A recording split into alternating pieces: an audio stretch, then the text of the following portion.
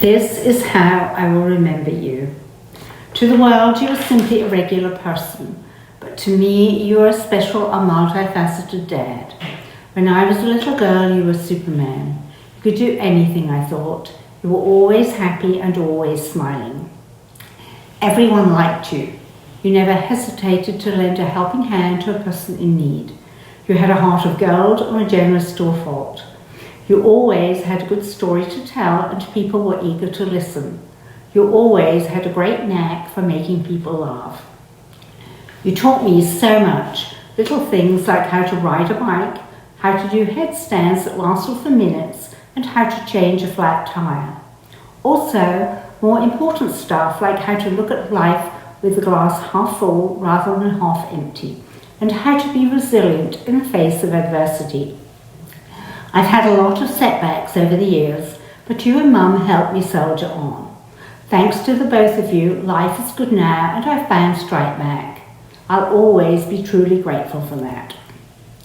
There are so many memories, so much to look back on and smile about. I think about the things we shared a love for, like fireworks. You take Chris and me to Lowestoft Park every year on Guy Fawkes Night to watch them when we were young. And also, I can't forget our joint adoration of chocolate. Like most Parrs, we loved anything sweet. We take a Mars bar for breakfast any day over a slice of toast.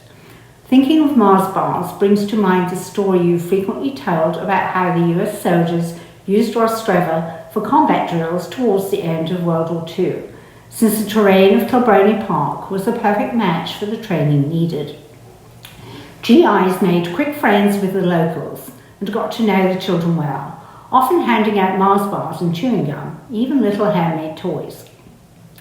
You said that you missed the troops when they returned home, and due to their kindness that you've held Americans in high regard ever since. When I emigrated to the United States, you always looked forward to frequent visits. I'm glad that in 2016, while we were in Orlando for a week, you got an opportunity to watch a rocket launch from Kennedy Space Center, Cape Canaveral. I'm glad too you got to go to the Indianapolis 500 on another trip over here. You even lucked out and met with some of the drivers before the big race. You've been to the Great Smoky Mountains along the Tennessee-North Carolina border, and you went up into the renowned St. Louis Arch one year too.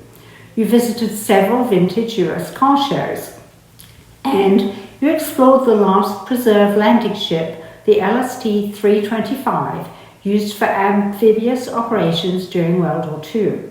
You have even chatted with the legendary Dolly Parton when on the same flight from London to Atlanta a few years back. Something I'll always remember is how your workshop was an absolute treasure trove of stuff many people would have thrown out years ago. Mum told me that when you were packing up to move from Ireland back to England, you'd had a skip put in the driveway. It took forever to fill it though, because as fast as she was throwing stuff in, you were pulling it back out. You never know when something will come in handy, and I might just need it, you insisted. It was so true. When neighbours needed something that was broken fixed, you'd run in there and amazingly come out minutes later with the most obscure but perfect part to make it right and as good as new again. Sadly, last year saw you seriously ill for the first time.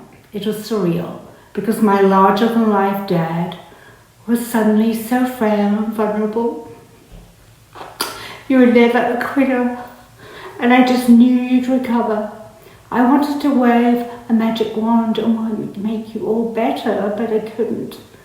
You fought a hard battle, but it was just too much for your 89-year-old body to overcome. On May the 30th, 2024, you left this world. I just wish with all my heart I could hear, "Hi there, hi love," one more time. You told me not to cry because you've had such a good life. It's awfully hard not to though. I love you, Dad, and I'll miss you so